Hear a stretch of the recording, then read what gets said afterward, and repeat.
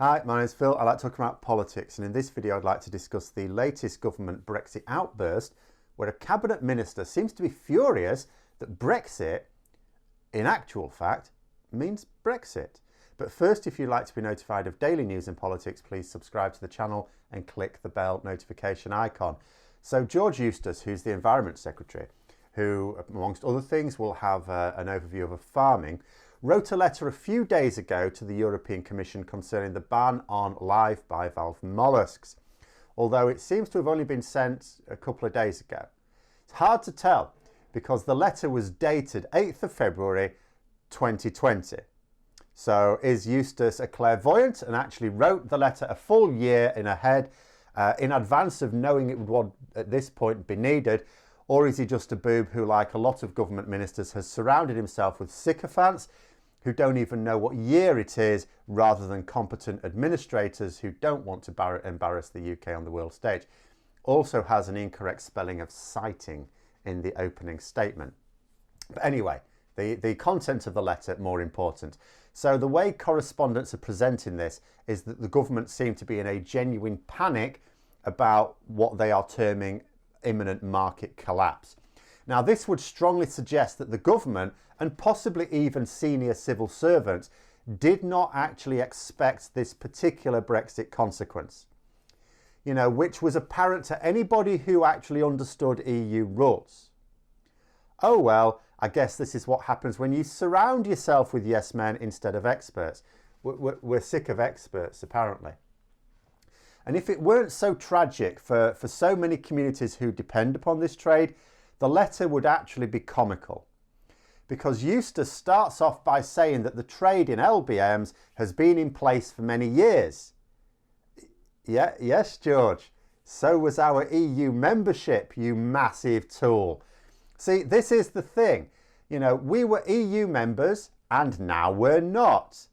Actually, this particular issue has little to do with EU membership. It's actually been part of the single market. We could have left our membership of the EU and still remained in the single market. Brexiteers even campaigned for leaving the EU but remaining in the single market. Not a single significant group or Brexit advocate did otherwise, in fact. But no, we had to leave the single market after the vote, of course. We had to leave the single market. All right, then, this is the consequence. And if the government are saying that they didn't understand the trade rules that have been in place for years, they just didn't apply to us as members, but they were there, then they're also saying that they didn't know what they were voting for. The next part of Eustice's letter is an argument that the rules should not exist. Now, this is quite breathtaking, and I want to set out why. So, we are no longer members of the EU. Now, even back in 2016, after the referendum, the result meant that we were leaving. We were still expecting to remain in the single market. Was that acceptable to me? Imagining that future where we're going to remain in the single market? No. The reason is that, we'd be part of a huge market and accepting all the rules that go with it, but not decided by us. Let's face facts, these rules that are decided over the years will have been steered by the UK as well as other parties to make sure that the major economies within the EU are not negatively affected. But all of a sudden we'd be in that market and we wouldn't be, curtailing rules that might work against us. So just leaving the EU membership was damaging enough, because at that point we'd stop becoming rule makers and just become rule takers. Of course, remaining in the single market was better than not. But, just the loss of membership was a huge blow to our real sovereign power, not this imagined Brexit rubbish. But Conservatives like Eustice insisted that we leave the whole shooting match.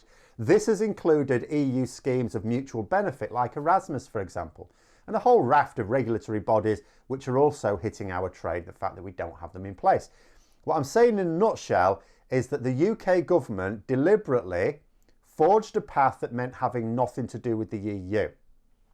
We want to make our own rules without any interference from foreigners. So said the government made up of an American Prime Minister of Turkish descent, the Home Secretary of Indian and Ugandan descent, and the Foreign Secretary of Czech descent. Okay then, but doesn't that work both ways? what a senior government minister is doing here is writing to the EU to tell them that one of their rules is a bit silly and we think you should change it. In other words, this Brexit government is telling the EU that it should have its laws decided by foreign outsiders. Also, the rule was brought in while we were members. We helped bring it in. We introduced the rule that we now suddenly don't like. We liked it when we were in the EU because that was fine. That worked in our favour. Now that it doesn't, suddenly we don't like the rule. Bit late there. So after making it clear in the letter that George Eustice didn't actually understand what Brexit meant for the fishing industry, and also bear this in mind. Now, I don't expect ministers to understand all the implications of Brexit. I'll tell you what I do expect them to do. I expect them to assign actual experts to tell them if there's something they should know. And that's obviously not what they've been doing. They've been putting people in place who are, where the criterion for that position is blind loyalty to Brexit, not actually knowing what they're doing. But here's the thing, when it comes to the fishing industry, this is the industry that had the most attention from the government. And so announcing that laws, so he's first of all said he didn't understand how Brexit would affect fishing, which was the only industry they even talked about last year. And then announcing that laws should be decided by foreign outsiders, because apparently that's now a core Brexit principle. Eustice then moved on to claiming that the EU had changed its position on live bivalve mollusks. So he claims he received advice, written advice, that the trade could still continue with the issuing of a health certificate and that the EU had changed this position. Now, I do believe that the minister probably thought that, because at the start of this year, I was even reporting on this myself, at the start of the year, the government was certainly telling the industry that, yeah, they're banned at the moment, but in April, we're going to have this certificate ready, which, was too late for some businesses, but still. They seemed to be working on the principle that this certificate was there, to which Brussels then had to say, no. So, it seems likely that Eustice genuinely thought this and that he was misinformed, but misinformed by whom? Because there's a couple of questions I would have. One is, did the EU tell him or the government in general that there would be a way to still carry out that trade? Because Eustice was asked about this claim in Parliament, and he was also asked to publish the documentation that backs up this claim. Now, what does this mean? It means we do not actually know if the EU advised anything at all. We know that there isn't anything in the formal agreement with the EU on this matter. There's nothing in the Brexit deal about it. Again, why? If the government genuinely believed that we had an agreement that would effectively make us an exception to literally every other third country in the world, why isn't it in the treaty? Because that's how you become an exception. Because that's what trade treaties are for. It's to make, you have your World Trade Organization rules for trading, and then you have a trade agreement which gives you certain privileges, benefits that do mark you out from other countries. And okay, the same benefit might go to lots of other countries with the same trade agreement. But, that's what you have. If you want to be made an exception, it goes in the trade agreement. Why isn't it in the treaty? Even if, let us say, such informal advice was given, for which there's no published evidence, by the way, it is still incompetence of the most extreme kind not to have it formalised in a legal text. What Eustice is basically saying is we didn't think it'd be a problem because, Pedro over there said it'd be all right. Did he? And like I've said, fishing was the one industry that we spent most of our time talking about. It's absolutely ridiculous.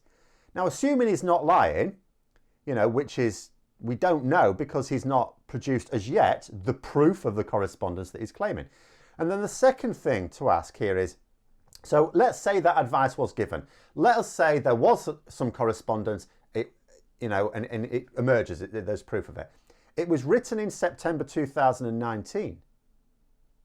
Now, 2019, that was before the withdrawal agreement was finalised, and over a year before the final trade agreement was finalised. So let's say it was a suggestion at the time, and Eustice is claiming it was advice, not formal, guarantee. How on earth would he think that it still held if it never made it into the final agreement? Because perhaps it was something that the EU was prepared to do in return for something the UK did not end up agreeing to it. It might be that the EU said, well, you know, we could get around this with health certificates based on some common framework of issuing these health certificates, you know. But because we've pulled out of everything else, the EU have gone, well, you didn't want to be part of it. You know, it may have been contingent on something. In fact, I mean, it would have been. Trade negotiations are, after all, give and take. Even I know that.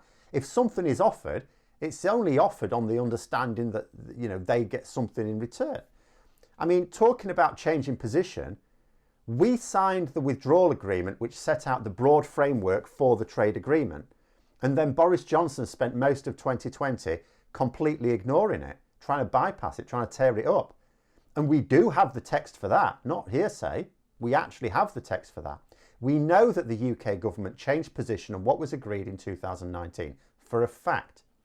All we have from Eustice is a claim that the EU changed position without any proof so far.